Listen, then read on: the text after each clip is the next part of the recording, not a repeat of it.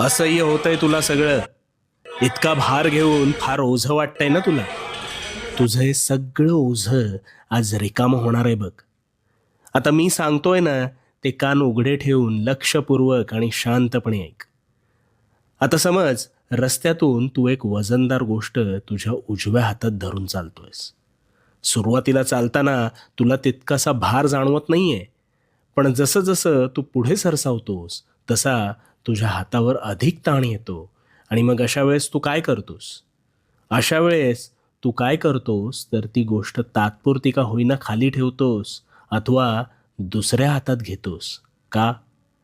कारण भार झेपेनासा झाल्यावर त्यावर त्याच वेळी तू तत्परतेने मार्ग काढतोस आणि त्या हातावरचा भार टाळतोस. मग यातून काय कळलं?